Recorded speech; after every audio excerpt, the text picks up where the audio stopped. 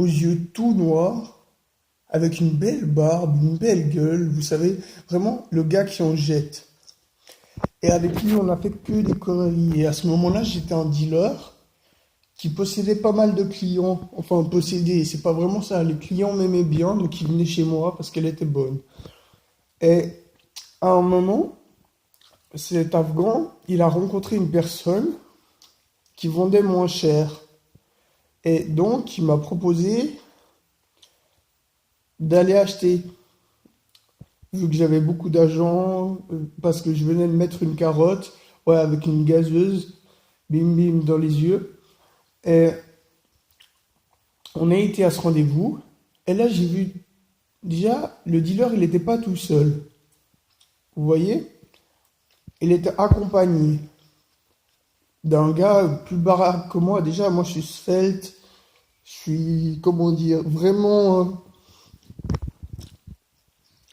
pas, je suis sec, maigre, je fais 65 kilos, je fais 1,83 m. Vous voyez le truc, quoi. Et j'ai pas de muscles du tout. Juste les muscles du travail. Pas plus. Donc, on arrive là-bas, et je sentais vraiment pas ce qu'on fourrait. Et on arrive à se barrer, parce que je lui dis que j'avais pas l'argent sur moi alors que je l'avais dans la poche arrière, vous comprenez? Et eux, ils croyaient à mes belles paroles, tout ça. J'ai eu de la chance, quoi. Une bonne étoile. Et on part avec mon ami afghan et je lui dis surtout, rentre chez toi, cache-toi, il va nous chercher, tout ça. Moi, je vais plus loin, j'appelle un autre dealer, je vais choper parce que mes clients attendaient et que je pouvais pas leur faire défaut. Je devais faire du fric, vous comprenez? Et là, il me rappelle, il me dit, Val, j'ai un couteau sur la gorge, vite, vite, amène le fric. Alors au départ, je réponds pas, enfin je raccroche. Et j'avais un autre pote à côté de moi et il m'a dit, pourquoi t'as raccroché? Peut-être qu'il va le tuer, rappelle-le. Et avant que je le rappelle, il fait, de toute façon, ça c'est du bluff, il le tuera jamais, on tue pas pour de l'argent. Et je le rappelle, il me fait, Val, dépêche-toi s'il te plaît. Et je lui ai dit cash. Ouais, l'argent, je l'ai déjà dépensé, trop tard. Ensuite, mon pote afghan, il devait se barrer au Canada. Mais voilà. Alors, moi, j'étais wanted. Et le lendemain, j'ai croisé celui qui voulait me carotte. Et on a parlé et je lui ai dit ce qu'il voulait entendre. Je lui ai dit que c'était l'Afghan qui avait tout pris, tout le cash. Et après, j'ai dit que j'avais rendez-vous avec ma mère. Donc, on est parti.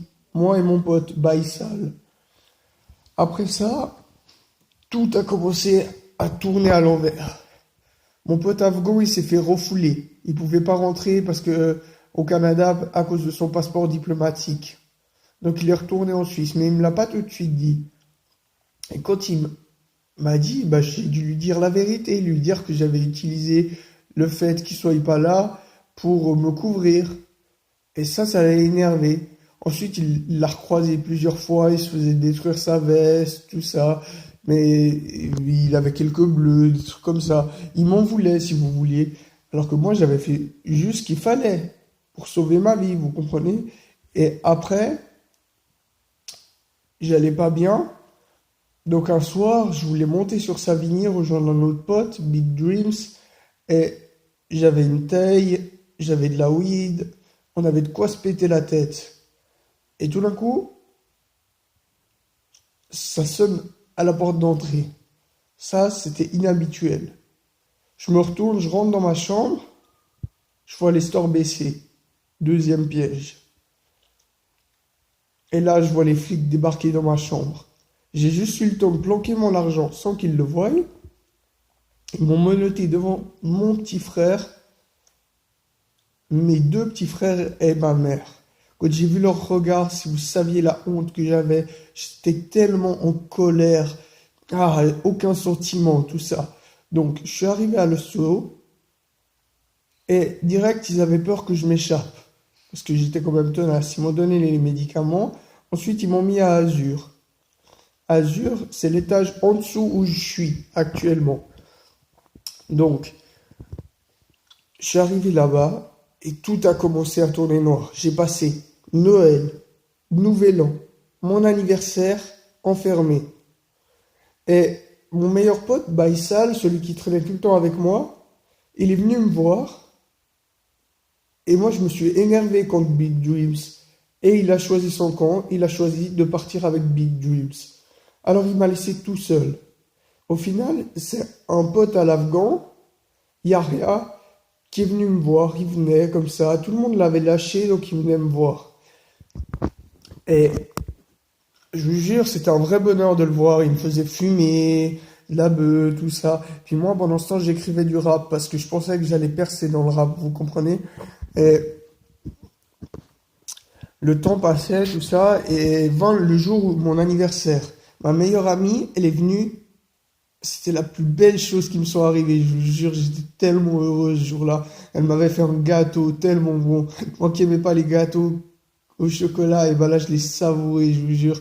Un vrai délice. L'infirmière, qui, je dois vous le dire la vérité, elle avait un petit kiff sur moi, elle m'avait même fait un gâteau. Mais je n'osais pas manger sa part de gâteau devant elle, sinon elle aurait pu penser que je l'aimais. Vous voyez quoi. Ensuite, mon ex, elle a commencé à revenir. Et avec mon ex, il s'était vraiment rien passé, rien du tout. Elle voulait juste que je la baise, tout ça, que je profite d'elle, que je me vide les couilles, vous comprenez? Mais moi, je voulais pas ça, je voulais trouver l'amour. Elle, elle, elle m'aimait, elle était aveuglée par ma beauté, ma façon de faire, tout. Et on faisait des matchs de ping-pong. Et je la laissais gagner souvent. Puis des fois, on pariait, alors je me donnais à fond et je la lattais pour que ce soit à moi de choisir ce qu'on allait à faire. Et au final, je suis sorti de l'hôpital. Je devais aller en foyer, mais ça s'est pas passé comme ça. Ça prenait trop de temps et j'allais péter un câble. Je commençais à taper dans les murs, à m'énerver. Alors mes parents, bien gentils, ils ont décidé de me reprendre à la maison.